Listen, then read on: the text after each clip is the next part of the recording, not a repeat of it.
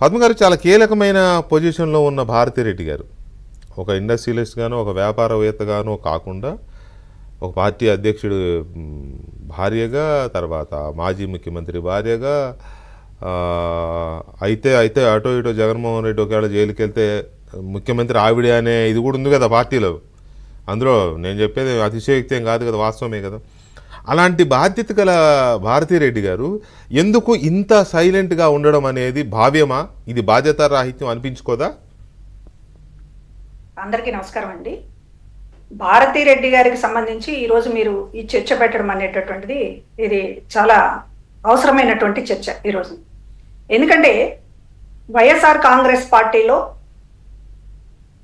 చాలా powerful lady, Jaganmohan Reddy గారిని నడిపించడంలో ఇంకా పవర్ఫుల్ లేడీ, అదేవిధంగా సాక్షి మీడియాకి సంబంధించినటువంటి దాంట్లో నడిపించడంలో కూడా చాలా పవర్ఫుల్ లేడీ. మిగతా విషయాలు మనకు సంబంధం లేదు, అవసరం లేదు కూడా. కరెక్ట్, వ్యాపారవేత్త అవ్వచ్చు, లేకపోతే ఇంకా ఇతర విషయాల్లో కావచ్చు. ఏదైతే మన సబ్జెక్ట్ కి సంబంధించి రిలేటెడ్ దాంట్లో ఆవిడ చాలా పవర్ఫుల్ రోల్ నిర్వహిస్తున్నటువంటి పరిస్థితిలో నిజానికి ఇప్పటికే చంద్రబాబు నాయుడు గారు ఎప్పుడైతే ఆవిడ మీద చాలా దారుణంగా పోస్టులు పెట్టినటువంటి దాని మీద ప్రభుత్వం యాక్షన్ తీసుకుని అతన్ని అరెస్ట్ చేసిందో వెంటనే కనీసం జగన్మోహన్ రెడ్డి గారి కుటుంబంలోంచి ఒక థ్యాంక్స్ అనేటటువంటి ఒక ట్వీట్ రూపంలోనో లేకపోతే మరొక రూపంలో తర్వాత విమర్శలు ఏదైనా చేయండి ఆ పార్టీ నుంచి, కానీ కనీసం ఒక అంటే ప్రభుత్వం స్పందించినటువంటి దానికి ఒక కృతజ్ఞత చెప్పి మిగతా విషయాల్లో ఏం చేశారనేటటువంటి మాట్లాడచ్చు.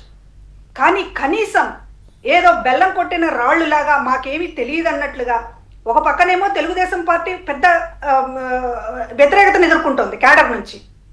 అంటే కిరణ్ని రోతరాతలు రాసిన తను అరెస్ట్ చేసినందుకు కాదు, మమ్మల్ని అరెస్ట్ చేస్తున్నారు, అవతల వాళ్ళని అరెస్ట్ చేయడం లేదేంటి అనేటటువంటి తెలుగుదేశం పార్టీ బాగా ఉంది, ఆ కోపం వాళ్ళకి కోపం ఉంది. దాన్ని ఎదుర్కొంటూ కూడా తెలుగుదేశం పార్టీ నిజానికి పార్టీలో ఈ రకమైనటువంటి పరిస్థితిని తెచ్చుకోవడం అవసరమా అనేటటువంటిది ఆలోచించకుండా సమాజంలో ఒక ఇండికేషన్ స్ట్రాంగ్ గా ఇవ్వాలి అని చంద్రబాబు గారు లోకేష్ గారు అనుకున్నారు కనుకనే ఇది సాధ్యమైంది.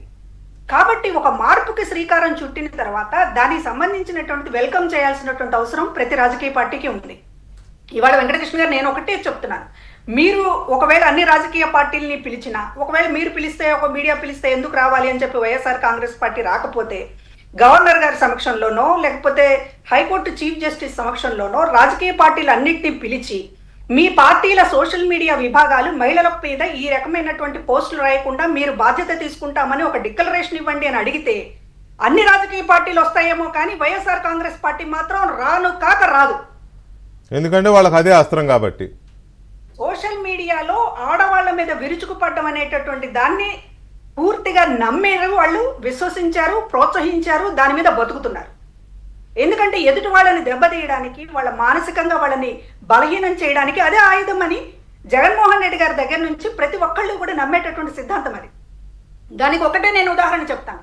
సోషల్ మీడియాకు సంబంధించినటువంటిది ఈ పరిస్థితి చూసిన తర్వాత భువనేశ్వరి గారి మీద, బ్రహ్మణ మీద, అదేవిధంగా వైఎస్ఆర్ కాంగ్రెస్ పార్టీలో ఉన్నటువంటి వాళ్ళ మీద జరుగుతున్నటువంటి ఇది చూసిన తర్వాత మహిళా కమిషన్ చైర్పర్సన్ గా ఆ రోజు నేను జగన్ గవర్నమెంట్ లోనే ఉండొచ్చు, కానీ అన్ని పార్టీలకు సంబంధించినటువంటి దీంట్లో ఒక ఇంపాక్ట్ పడుతుంది ఈ డ్రైవ్ అనేటటువంటి దాంతో సోషల్ మీడియా దీని మీద ఒక సంస్కరణ జరగాలనేటటువంటి దాంతో సదస్సు పెడితే ఆ సెమినార్ పెట్టిన 10 రోజుల్లో నన్ను ఉమెన్ కమిషన్ చైర్పర్సన్ గా తొలగిస్తూ జీవో ఇచ్చారు.